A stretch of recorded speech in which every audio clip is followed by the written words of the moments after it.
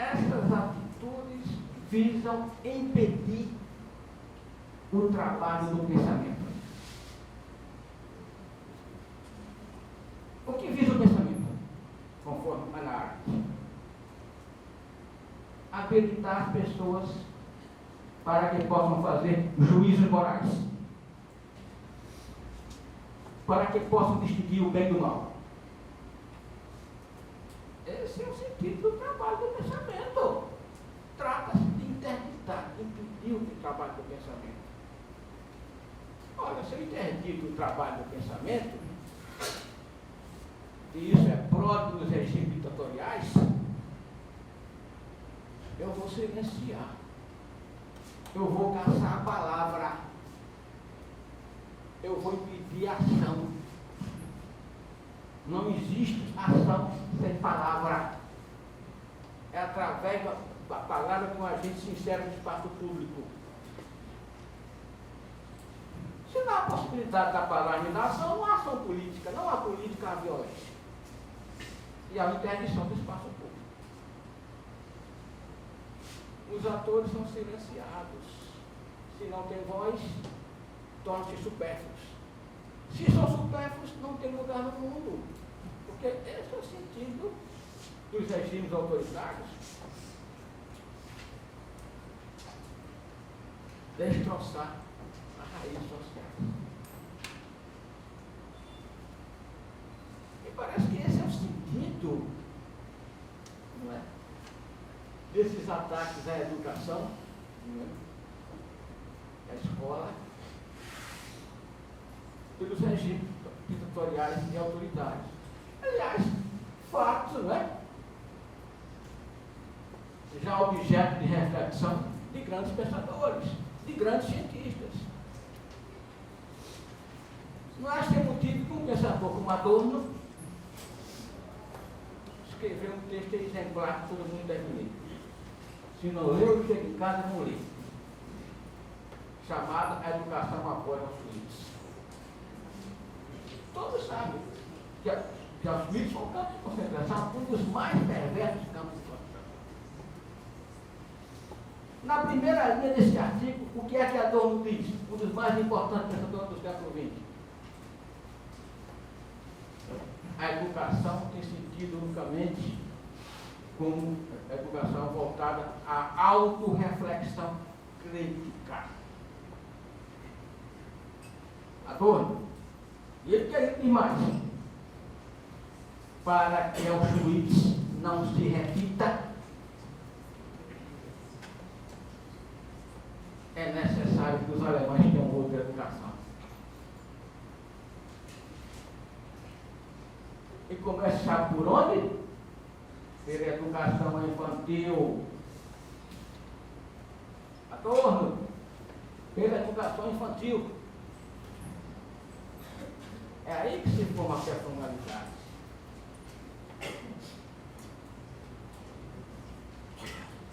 Ele estava se reportando sobre a barbárie do nazismo.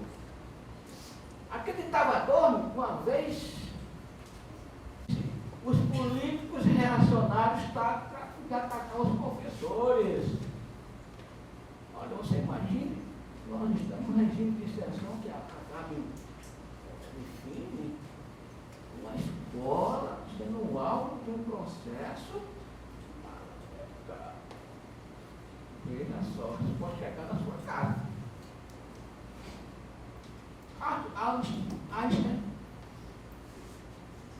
criticou barbaramente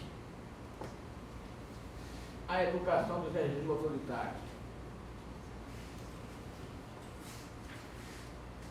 Criticou barbaramente o que está sendo proposto hoje. A educação não é adestramento, é a formação de uma personalidade.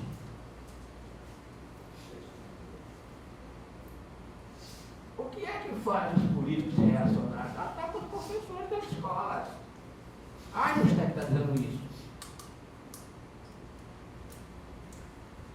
O que é que nos cabe resistir? Nos cabe resistir, diz Einstein, resistir à barbárie. E isso é tomar partido, esse é o nosso partido. Eles não querem, eles querem trabalho. Aí impedir o trabalho do pensamento. Einstein disse, olha, não se trata de apenas fazer. Fazer é importante, mas se trata de pensar, de saber fazer escolhas. Isso é Einstein. E podemos falar vários outros, o nosso Paulo Freire. Na educação, no combate, no enfrentamento da opressão. Por isso que Paulo Freire, educador cívico desse país, foi preso, foi processado, foi exilado. Quem trabalhou com Paulo Freire aqui no Rio Grande do Norte, uma parte do grupo, foi preso em Pernambuco, fim da viagem, foi preso na estrada. Quem trabalhou na campanha de transformação da Pedra da Areia aqui em Natal, na época de Chão Maranhão, é preso. As bibliotecas foram destruídas, saqueadas, as escolas foram incendiadas. Mas por quê? Por quê? Então, a pergunta que não quer calar, que é a pergunta de Hannah Arendt, é impedir o trabalho do pensamento, e esse é o objetivo da escola sem partido. Esse é o objetivo da escola sem partido. Vocês estão lembrados do que aconteceu nos últimos anos, com todas as críticas que nós podemos fazer aos governos do PT? A doutora Márcia já se reportou aqui. Houve uma mudança na América Latina. Houve uma mudança na política da América Latina. Vários governos progressistas. Um índio assumiu a presidência da República na Bolívia. Isso não é pouca coisa, não. Um operário assumiu, um retirante da seca do Nordeste assumiu a presidência do Brasil. Um intelectual de esquerda assumiu a presidência do Equador. Isso repercutiu nas políticas com todos os efeitos que esse governo possa ter, e nós temos nossas críticas. Mas eu digo uma coisa a vocês, esse governo caiu, não foi, o governo daqui, não foi pelo lado ruim dele, não, foi pelo que tinha de bom. Faça aqui faço minha e a palavra de Darcy Ribeiro, no seu livro Confissões, que é seu livro de memória, quando ele se reporta, vamos lá. Jango caiu, não pelo que ele tinha de ruim, mas pelo que ele tinha de bom. Não é? Preciso lembrar que nos últimos anos nesse país, em uma parte da América Latina, a esperança do mundo foi um pouco nessa região, mas mudanças ocorridas. E agora há uma regressão. Houve mudança escolar. Eu diria que no crescimento, porque no crescimento escolar houve, na Rede Federal de Ensino, mais de 400 institutos criados. Mais de 400. O Rio Grande do Norte foi para 21. 18 universidades. Estou falando da quantidade. Agora, pouca gente presta atenção. Onde é que estavam essas escolas antes da que estão hoje? Essas escolas antes eram todas no litoral das grandes cidades. Onde é que elas estão hoje no Brasil? Estão nos sertões.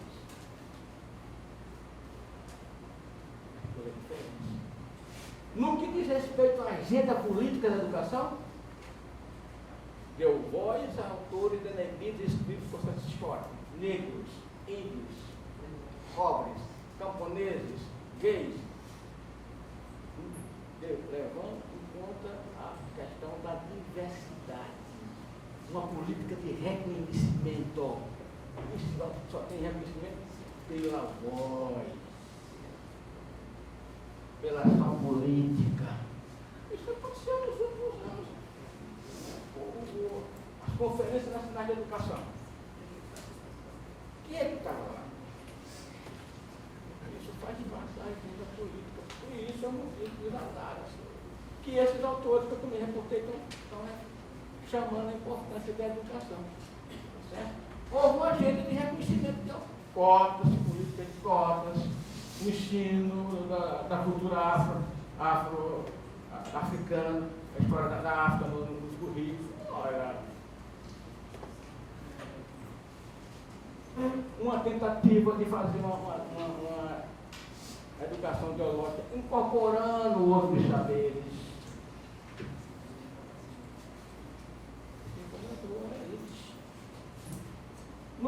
últimos anos foi feita uma agenda, uma geopolítica internacional, com vistas a uma outra globalização. Isso nós podemos pensar. Outro dia eu vi aquele historiador Marcão Vila acabando com aquela universidade lá, não sei se é a sua. Né? Pegou o currículo dos programas e dizendo, não, que disciplina é essa? Então, assim, ó, não é um movimento conservador, é um movimento reacionário. Existem grandes pensadores conservadores. É um movimento reacionário de ultradireita. Se nós não resistirmos, não é? Vamos ser tragados por esse processo histórico retrógrado. Então, para mim, esse é o sentido da escola, é o sentido da escola sem pacífica. Pelo contrário, a escola mais partidarizada de todas, porque diz respeito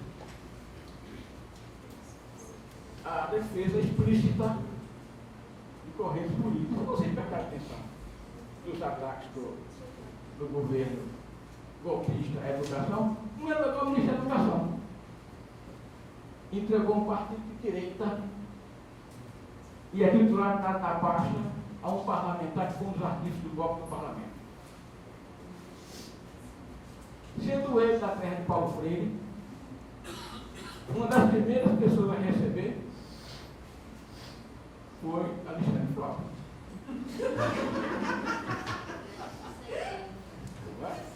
Então, quais são os desafios que nos cabem nessas horas? Aí eu estou perguntando, o senhor não chega no tempo.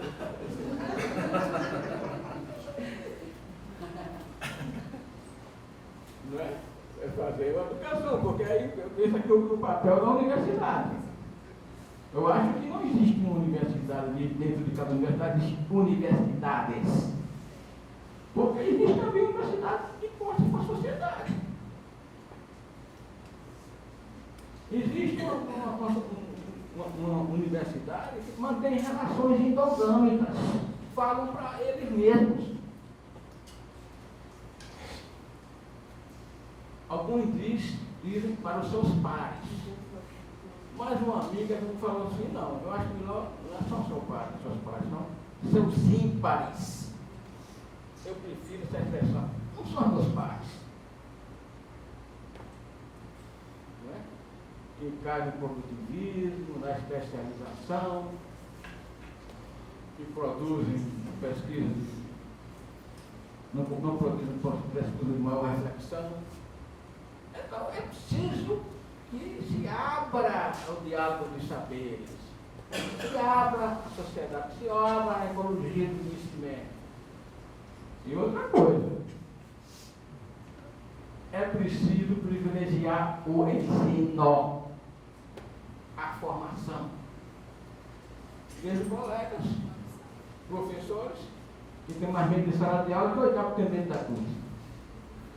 Então, esta é uma questão que nós, como resistência, nós temos que nos reportar. No sentido de fazer uma outra educação e cada vez mais fazer. Aí vem o papel importantíssimo, só para concluir, professora.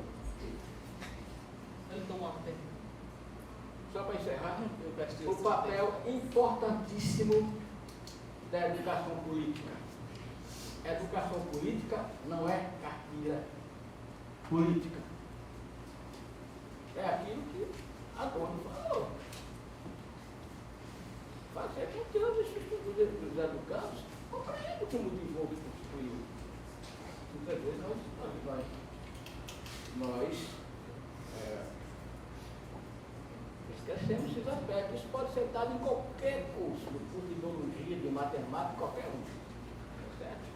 Mas vou dizer aqui, só para concluir, vou usar aqui um pensador italiano chamado Luciano Canfora, tem um livro espetacular sobre a retórica democrática, né?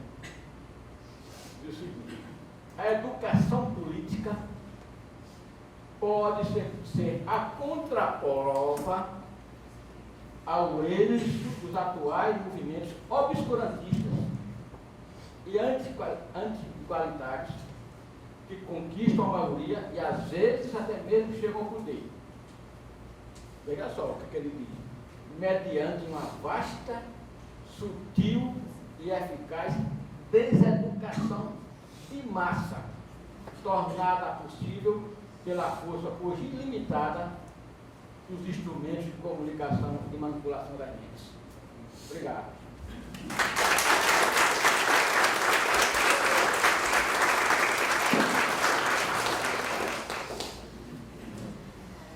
Bom, vamos agora ao segundo momento, que é aberto ao público. Se os pessoas quiserem se manifestar, podem fazer uso da palavra. E eu quero apenas dizer, nesse momento que as falas da mesa estão erradas, né? Agradecendo também aos colegas, pelas suas reflexões, né? Agradecer a vocês, que a fala dos dois colegas fizeram um enriquecimento, uma aprendizagem, e nos ajudam a pensar esses momentos sombrios que nós estamos vivendo. Então a palavra está aberta.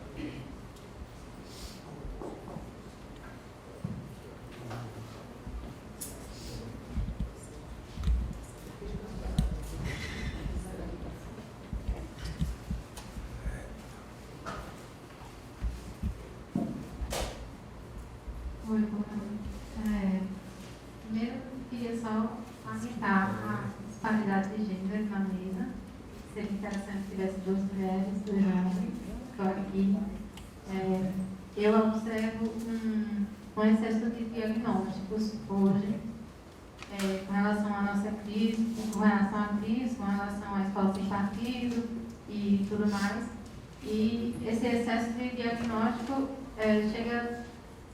Mas eu sinto falta de saídas, de intelectuais e de professores apresentarem saídas. Eu queria saber de vocês com relação a isso.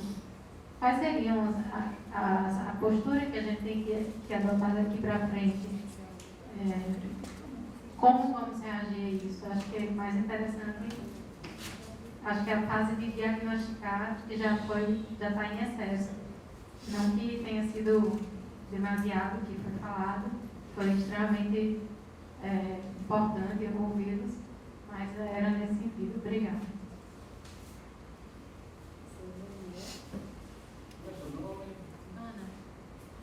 Ana.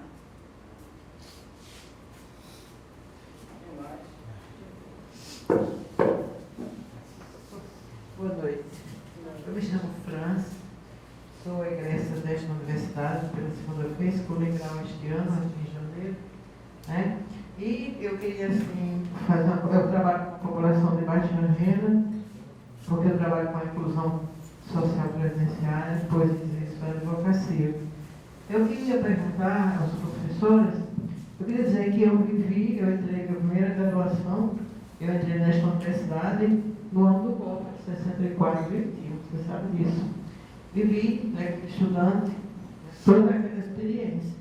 Eu tenho uma preocupação de não ver a mudança desse novo golpe, né? Eu não sei se eu estaria aqui. Então eu queria saber, assim, qual a opinião de vocês, qual poderia ser o papel da universidade, extramuros, na sua relação com a comunidade, sobretudo contribuindo para, não sei se é uma possível formação de uma consciência crítica da população de baixa renda. Porque o que a gente vê hoje é que as pessoas de baixa renda, que são beneficiárias dos programas sociais, são beneficiárias de todo esse progresso social, elas absorveram muito o discurso que é veiculado pela mídia, né? E a gente viu agora um resultado do processo eleitoral que parece que o voto, né, que na sua maioria de uma população de baixa renda, veio dar um reforço, uma legitimidade ao golpe. Né? Qual seria a possibilidade e o papel? Porque é uma discussão interna dentro da universidade, ela é efetiva, mas acho que a universidade pode dar uma contribuição muito grande, né, com a sua juventude nesse processo.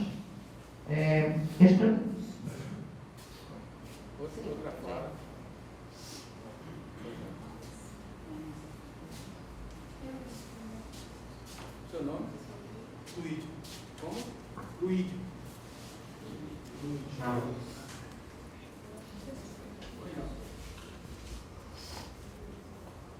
Boa noite. Repetindo, meu nome é Luíde, eu sou professor, sou lá de Sergipe, Aracaju. Eu vou fazer uma provocação à mesa, para não tornar repetitivo com as falas do espaço anterior. Os professores falaram um pouco sobre o golpe, enquanto o governo ter caído pelo aspecto do que tinha de mais positivo do que de negativo. E mencionou um pouco também, rapidamente, um pouco da história em cima de Jango, certo? Em ambos os governos estava, vamos dizer assim, como uma base do seu governo, a ideia de um pacto conciliatório. Ou seja, tanto em Jango como no governo da experiência do lulismo, ele se consolida em cima de um pacto conciliatório. Após o golpe de 64, a escola carioca, a escola paulista, uma das grandes reflexões que surgiram é por que fomos tão facilmente derrotados. Eu vejo esse conjunto de medidas como escola sem partido, reforma do ensino médio, mudança na legislação trabalhista, etc., muito mais como uma consequência de mais uma derrota geracional. E aí a pergunta a provocação que eu quero fazer, como os colegas fazem essa leitura, vamos dizer assim, como a esquerda não aprendeu dos limites e, vamos dizer aqui, os muros que são possibilitados por uma política de pacto conciliatório. Até porque todos os colegas são estudiosos, estudaram um pouco a história do Partido dos Trabalhadores, sabem, em todos os seus documentos fundacionais está muito bem claro um combate à política de pacto conciliatório. Ou seja, o avesso do que nós estamos, o avesso daquilo que provocou uma derrota, vamos dizer assim, mais uma derrota geracional. Então, esse é apenas a problematização.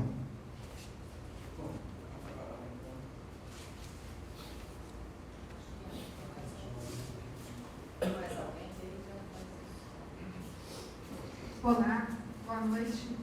Já tive fazendo algumas falas aqui, sou professora do Rio de Janeiro, do Colégio Pedro II. Infelizmente, vou fazer só um informe, tornar público aqui um fato que tem se repetido na escola. A professora colocou aqui dados do Ministério Público, mas o Ministério Público no Rio de Janeiro tem chamado o nosso reitor, diretores de unidade, professores, e vários de nós já estivemos realizando depoimentos no Ministério Público. Estamos sendo questionados nas nossas práticas em sala de aula, atividades pedagógicas contra o golpe militar, em favor da democracia, mesas de debate estão sendo submetidas ao escrutínio. Então, já está acontecendo. Os questionários, as intervenções são longuíssimas, são de mais de 3 horas de duração, com mais de 2, 3 pessoas inquirindo os reitor do Colégio Pedro II, diversos professores, diretores de departamento.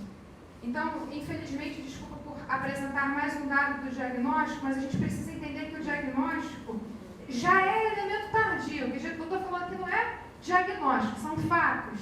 Então, é pouco tarda para ser eu a chamada depor. Pouco tarda para sermos muitos de nós. Não é piadinha despedirem R$50. Eu tenho alunos gravando aulas minhas, filmando o que eu estou falando, e nós estamos tendo o maior cuidado com o que nós estamos falando. De fato, estamos sim ameaçados na liberdade de ir e vir, de retornar à minha casa e talvez não chegar à minha casa na hora de eu retornar. A minha família está se sentindo mais segura de eu estar aqui do que eu estar no Rio junto com os estudantes da ocupação. Então, assim, o fato não é piada. Parece piada para quem nós aqui estamos olhando para isso de forma assim, olhando isso com um tamanho absurdo, um choque, mas não é absurdo, é real. A gente precisa encarar tudo isso como fato. É polícia, é criminalização. O Colégio Pedro II tem um campus no Maitá, tiveram 11 pessoas encapuzadas que tentaram invadir a ocupação das crianças. Quem são essas pessoas? Manifestantes não podem sair encapuzados na rua, mas entram encapuzados dentro da ocupação. Então, assim, é uma coisa muito complicada. Nós temos páginas do Facebook de pais, Associação de Pais e responsáveis, eles próprios acessam o Ministério Público e existem procuradores que são responsáveis para nos criminalizar. Isso já está acontecendo. As reuniões do sindicato acontecem dentro da escola. Nós temos 9 campos, uma estrutura gigantesca. O sindicato ocupa uma sala desse tamanho. Eles querem proibir que o sindicato de professores esteja dentro da escola. Então, esses são os desdobramentos e a cada minuto temos outra e outra e outra. Então, assim, estou aqui apresentando porque não, quando sair da greve, se sair da greve, já não sei mais o que vou dar aula. Nenhum de nós saberá. Enfim, são pais contra pais. E os pais querem impedir que os filhos pensem sobre si. Estive lá num debate do Miguel Najib com o professor Tarcísio, professor de História, em oposição ao Miguel Najib. A sala lotada de pessoas defendendo a escola sem partido do Miguel Najib. E o Miguel dizendo, nós queremos dizer o que nossos filhos vão pensar. Não existe tolerância. Eles querem definir o sexo do filho de acordo com a genitália com a qual nasce. Transgênero não existe, é doença, é para ser tratado. A concepção de realidade dessas pessoas, ela não admite diferença. Nós estamos aqui admitindo a diferença. Eles não admitem e criminalizam a diferença. Por isso que eles entram com arma. E hoje estão lá na LERJ dizendo intervenção, hoje no Rio de Janeiro, na LERJ, na Assembleia Legislativa do Rio, tivemos uma manifestação enorme com faixas de 6, 8 metros dizendo intervenção militar já. Isso foi às 5h30 da tarde hoje no Rio de Janeiro. Enfim, não tenho pergunta, não tenho dúvidas sobre o que está acontecendo. Falem o que quiserem, professor Tiago, professores, se quiserem desenvolver mais o que pensam, não tem pergunta.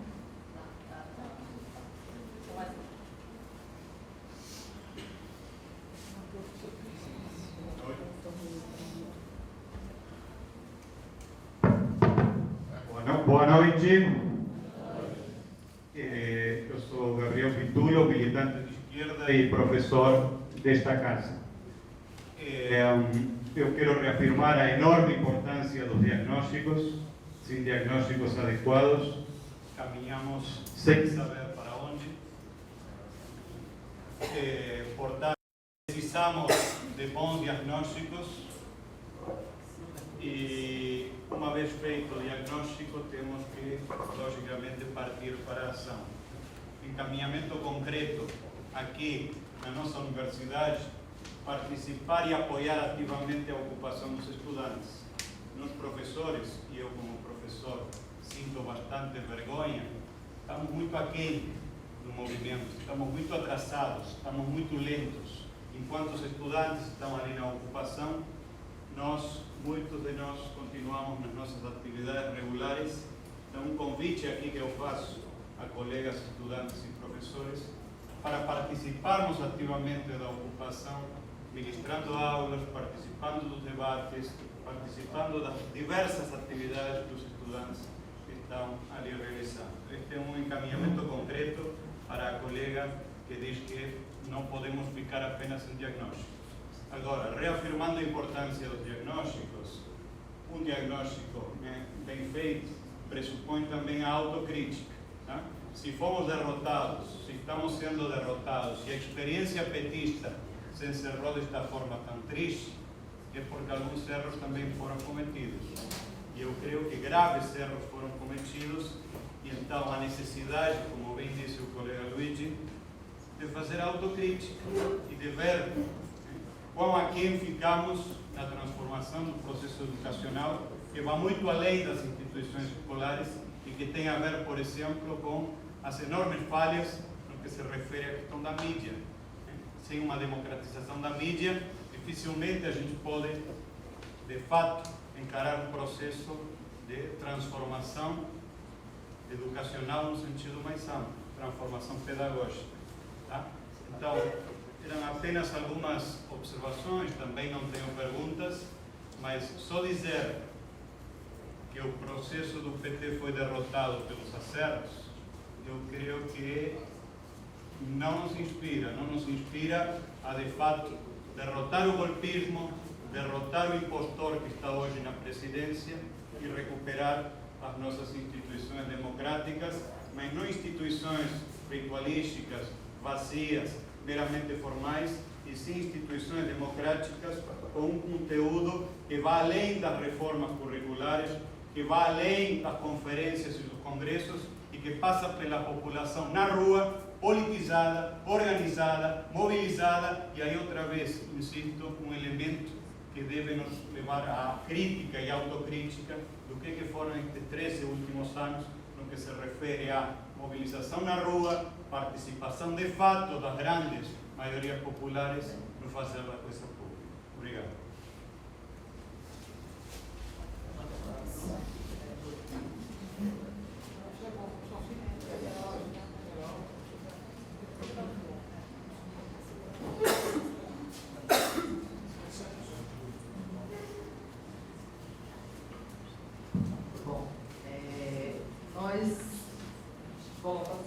Gabriel já colocou os encaminhamentos, nós não temos nenhum encaminhamento, né, que não seja na discussão coletiva, na discussão dos grupos, na discussão com os sindicatos, com os movimentos, com a sociedade. Não é aqui só dentro da universidade, né, nas nossas eventos, nas nossas aulas, que nós vamos encontrar as alternativas. Ou nós saímos das universidades, das escolas, dos campos de trabalho, dos campos de atuação, para buscar, né, esses elementos no contexto da sociedade, ou aqui nós não vamos encontrar. Nós estamos hoje, né, completando 180 dias do golpe. Eu acho que não é um período tão longo, né? Eu acho que cabem, sim, vários diagnósticos, inclusive porque as coisas só estão começando. Nós não vivemos ainda o período realmente mais difícil do que está vindo por aí. Eu acho, eu não sou otimista no sentido de que a gente vai resolver isso no próximo mês, nem daqui a mais 6 meses. Eu acho que nós temos aí um projeto que implica em pensar o que é que a gente vai fazer a médio e a longo prazo no sentido da recuperação dessas instâncias democráticas, né? Temos a perspectiva aí que está se colocando em relação a 2018, mas pensar o que é que vai ter com o desdobramento. Muitos colocam a necessidade de que a esquerda se reorganize no sentido de pensar também esse projeto, como é que nós vamos fazer frente a tudo isso. Mas as coisas estão acontecendo muito rápido, né? E de forma devastadora. Isso que a professora colocou, por isso que eu trouxe o Ney, professora, porque nós acompanhamos sim o que está acontecendo no período segundo, né? Nós sabemos o que vocês estão passando, porque na mídia aí, não sabemos na dimensão que você sabe o que você está vivendo, né? Mas nós estamos vivendo aqui na nossa escola de aplicação, que é essa escola que eu apresentei, que trabalha com as orientações que são colocadas pelo que a gente discutiu na educação infantil nesses últimos 10 anos, na construção de todo o projeto de educação para a infância, que assegurasse a formação integral desse aluno. E nós estamos, eu peço inclusive desculpa se apareceu um tom de brincadeira